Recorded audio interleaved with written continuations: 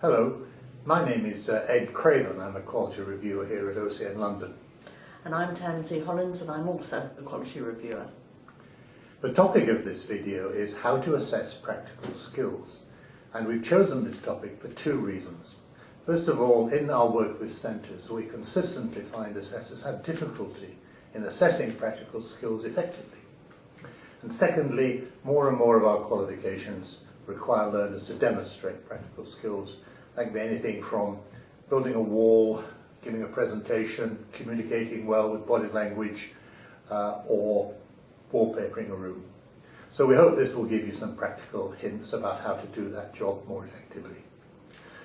Now, the first thing to do is to check your assessment criteria to see if you've got any practical skills you need to assess.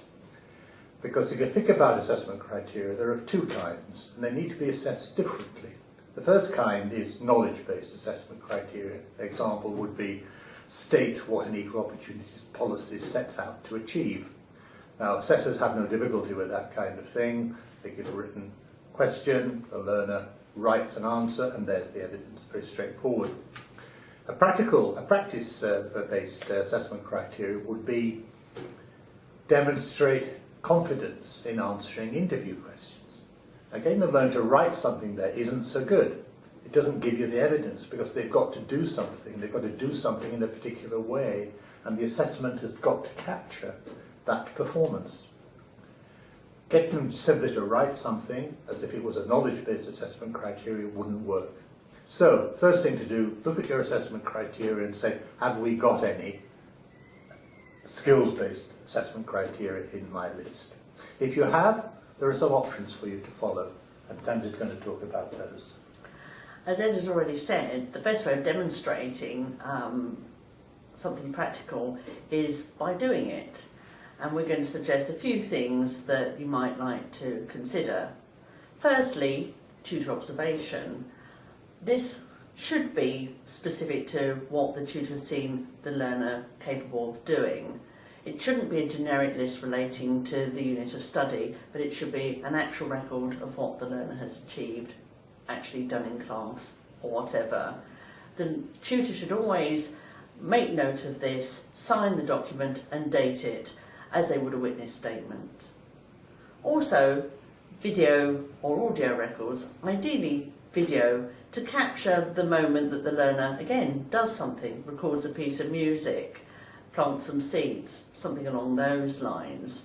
And to enable this to be a record clearly identifying the learner by name or finding a way that it's easy for the EB to establish who they're witnessing doing these things. Ideally, again, a video or an audio piece should have a tutor observation record with it as well, again signed and dated as a true record of what they've seen.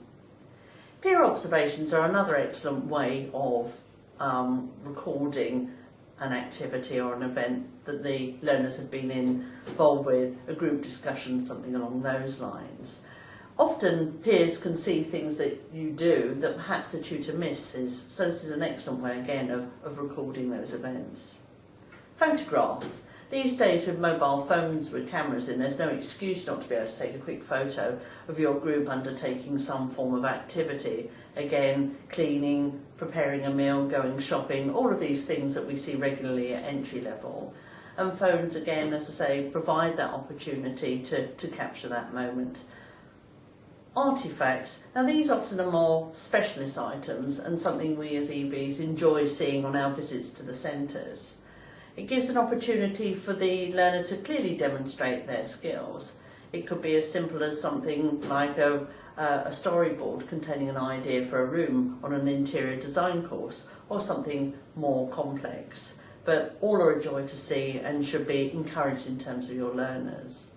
And finally, perhaps less appropriate for entry-level learners, but suitable for certainly level 2 and above, something like a self-reflection document or a learning log where the learner records their experiences of being able to undertake their newfound skills.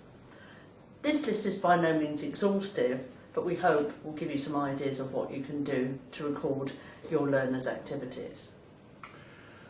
Good, so finally here are a few do's and don'ts which arise from what Clancy's been saying. Do make sure that your tutor observation record is full and detailed. We often come across records which say well done or good performance or excellent. Now, those are not convincing evidence. It doesn't demonstrate that the learner has said or done anything. Make sure the record is full and detailed. Secondly, do address the assessment criteria. If it says the learner's got to do something confidently, comment on that in your observation record. Thirdly, do have a written tutor assessment accompanying a video or audio tape. You've got to show the verifier what it was in the learner's performance which convinced you that they could do that particular skill. And finally, if you do use video and audio, index it well and make sure the verifier can find easily which part of the videotape or audio tape they want to look at. They don't want to look at it all, they want to look at just one or two learners, so make sure they can go and find it easily. So, hope those have been useful and all the very best with your work. Goodbye. Goodbye.